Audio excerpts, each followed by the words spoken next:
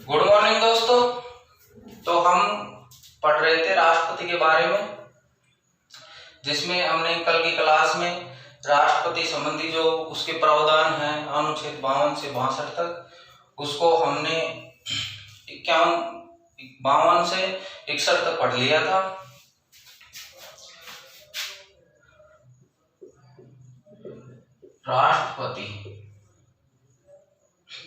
राष्ट्रपति संबंधित प्रावधान अनुच्छेद 52 से 62 तक है। इसमें कल की क्लास लंबी होने की वजह से हमने इसको 51 तक पढ़ा। एक अनुच्छेद और रह रहा है इसमें, अनुच्छेद 62। 61 तक ही हमने पढ़ा था कल की क्लास में, तो इसको देख लेते हैं एक बार और।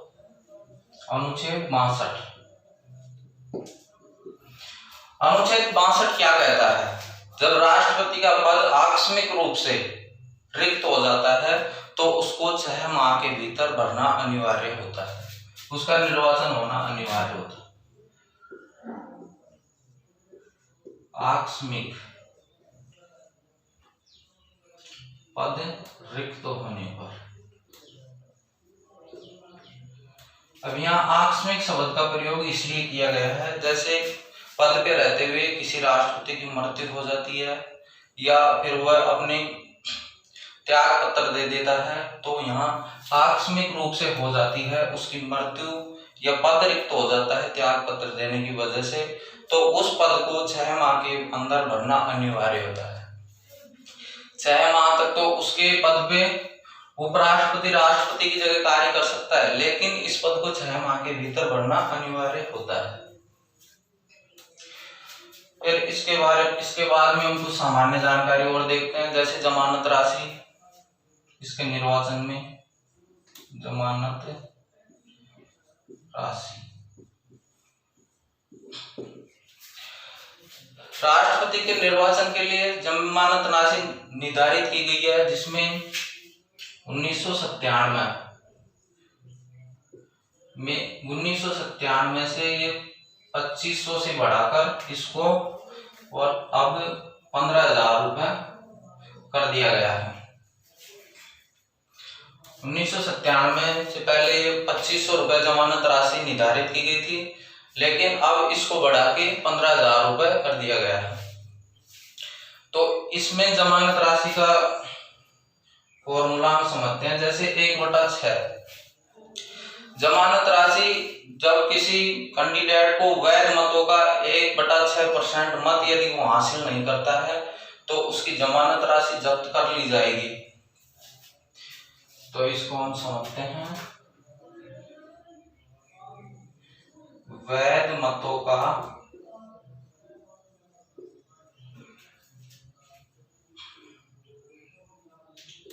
6%, 1/6। जैसे इसको उदाहरण के तौर पे समझते हैं, कुल वैध मतों की संख्या जैसे 600 है, तो इसमें 1/6 इसका हो गया 100। यदि उस कैंडिडेट को 100 मत हासिल नहीं करता है वो, तो उसकी जमानत राशि है जो जब्त कर ली जाएगी, और ये जमानत राशि है जो आरबीआई के पास चली जाती है, रिजर्व बैंक ऑफ इंडिया के पास इस राशि को जमा करवा दी जाती है। किसी उम्मीदवार को वैध मतों का 1/6% मत हासिल नहीं होता है, तो यहाँ कंफ्यूज नहीं होना है। जैसे आपने 1/10 भी सुना होगा, 1/6 और 1/10 जब क्वेश्चन बनता है तो ये ऐसे ही टॉपिक डालते हैं, ऐसे ही आंसर डालते हैं कि स्टूडेंट कंफ्यूज हो जाए। एग्जामिनर जब पेपर बनाता है तो वो पेपर का मकसद उसका सिर्फ ये होता है कि इस भीड़ को कैसे कंट्रोल किया जाए, कैसे नियंत्रित किया जाए, कैसे कम किया जाए। तो हमको हमारा एक बेसिक कॉन्सेप्ट बारीकी से हर चीज का पता होना चाहिए। यहाँ 1/10 तो गणपूर्ति में होती है। जब लोकसभा और राज्यसभा की बैठक होती है उसमें गणपूर्ति में यदि 1/10 जिसे हम गणपूर्ति कोरम कहते हैं, 1/10 सदस्य यदि उस बैठक में शामिल नहीं होते हैं तो वह बैठक रद्द समझी जाती है। तो हमको 1/10 वहां याद रखना है और इसमें जमानत राशि में 1/6 याद रखना है। तो ये हो गया। फिर इसके बाद में आगे चलते हैं। फिर उसके बाद में होता है राष्ट्रपति का कोटा। राष्ट्रपति निर्वाचन के लिए कोटा निर्धारित कर रखा है, निर्वाचन कोटा। राष्ट्रपति के निर्वाचन के लिए निर्धारित निश्चित कोटा निर्धारित किया हुआ है, जिसमें कुल वैध मतों का 50% यदि कोई उम्मीदवार राष्ट्रपति पद के लिए खड़ा होता है और वो वैध मतों का 50% कोटा निर्धारित हासिल नहीं करता है तो उसको वैधता के आधार पे, अब इसको कोटे को समझते हैं हमें कोटा क्या होता है। जैसे उदाहरण के तौर पे समझते हैं, वैध मतों का 50%,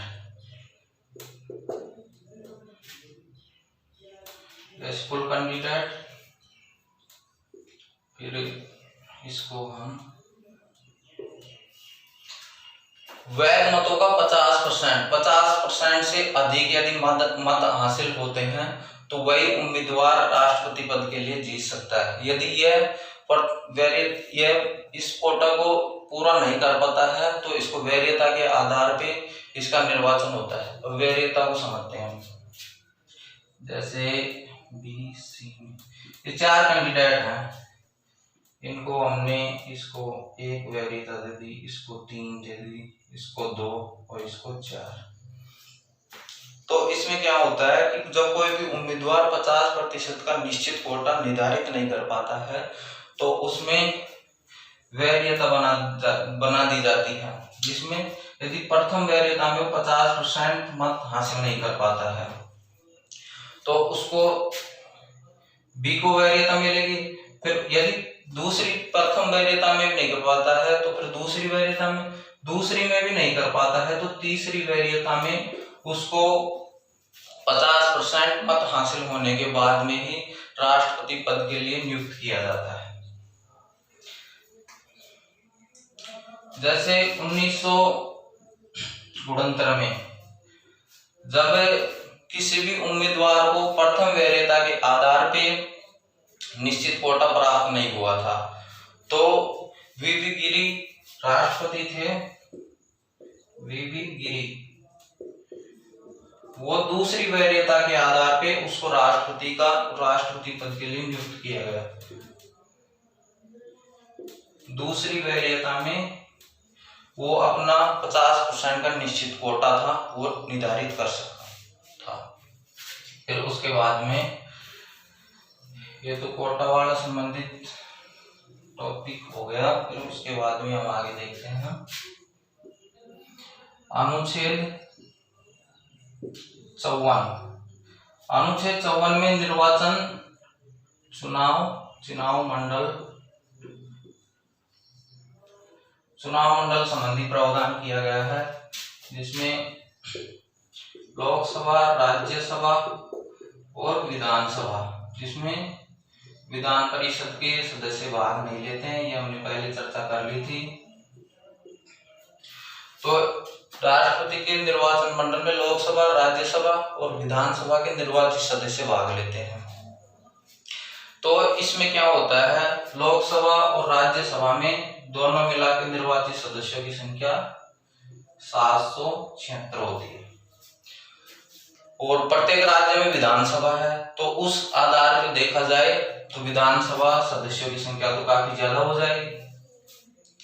फिर इसमें तो एक समस्या खड़ी हो गई, क्योंकि यहाँ तो 776 ही सदस्य हैं और यहाँ पे विधानसभा में सदस्य ज्यादा हैं, तो इसका मत मूल्य निर्धारित किया गया कि विधायकों का मत मूल्य अलग होगा और सांसदों का मत मूल्य अलग होगा। तो हम मत मूल्य कैसे निकालते हैं उसको समझते हैं। मत मूल्य जैसे विधायक का मत मूल्य निकालते हैं,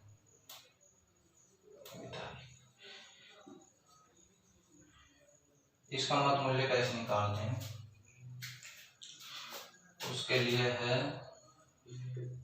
राज्य की कुल जनसंख्या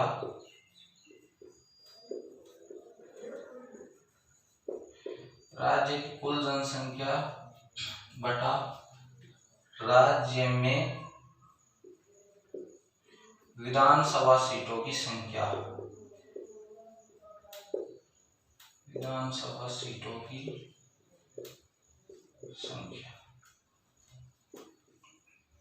इंटू 1/1000, इसको भाग 1000 भी कह सकते। ये विधायक का मत मूल्य निकालने का फॉर्मूला है राज्य की कुल जनसंख्या बटा राज्य के विधानसभा सीटों की संख्या इंटू 1/1000 या भाग 1000। जैसे हम राजस्थान का विधायक का मत मूल्य निकालते हैं तो एक मोटे से आइडिया के तौर पे हम लिख लेते हैं राजस्थान की जनसंख्या जैसे 10,000 करोड़, हमने लिख लिया 7 करोड़। फिर उसके बाद में हम राजस्थान में विधानसभा सीटों की संख्या है 200, 1/1000।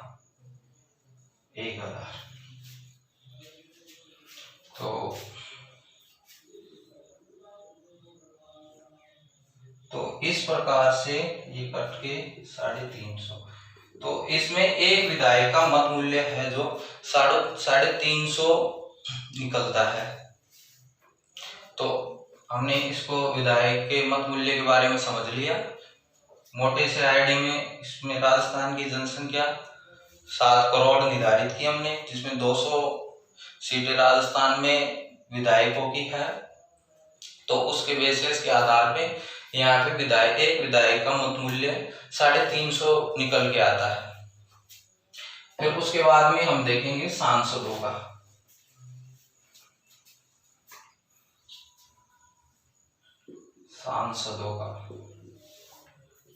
मत मूल्य, अब ये हम ये मत मूल्य निकाल रहे हैं जो ये 1971 की जनगणना के आधार पर निकाल रहे हैं।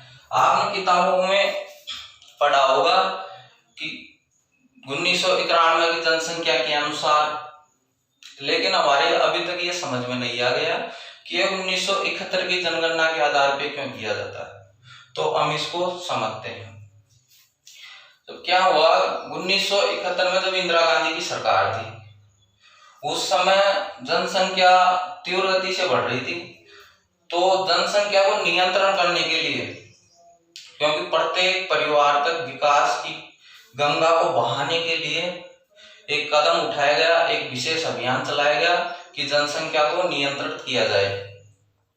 यदि जनसंख्या इस प्रकार से बढ़ती रही तो विकास होना असंभव है। तो इसके संबंध में एक जनसंख्या संबंधी विशेष प्रावधान किए गए। तो उसमें क्या हुआ कि धीरे धीरे जनसंख्या पर नियंत्रण होता गया और भारत है जो 2 हिस्सों में बट गया। 2 हिस्सों में, जैसे उत्तर भारत और दक्षिण भारत। तो दक्षिण भारत में तो जनसंख्या पर नियंत्रण हुआ, लेकिन उत्तर भारत में जनसंख्या पर नियंत्रण नहीं हो सका।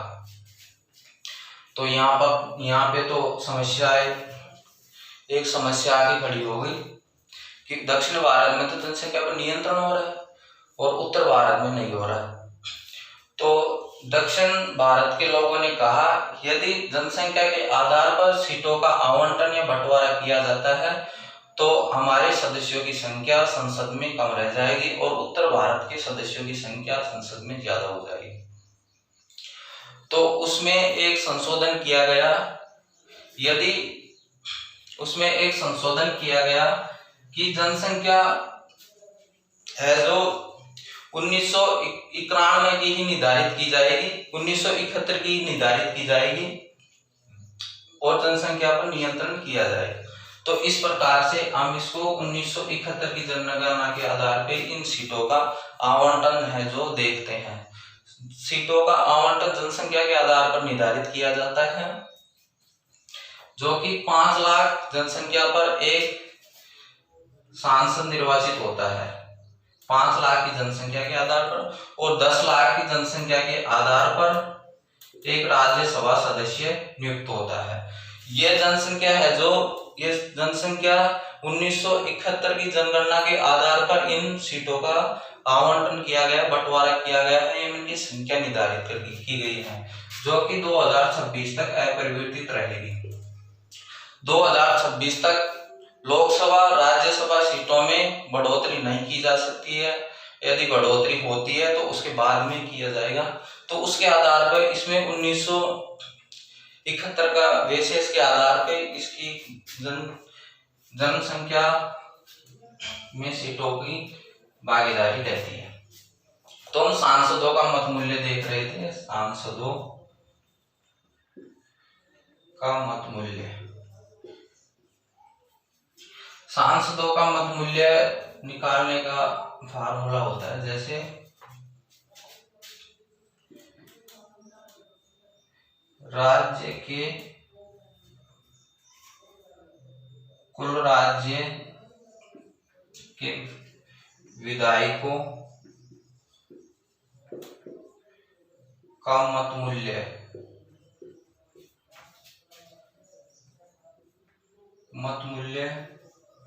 बटा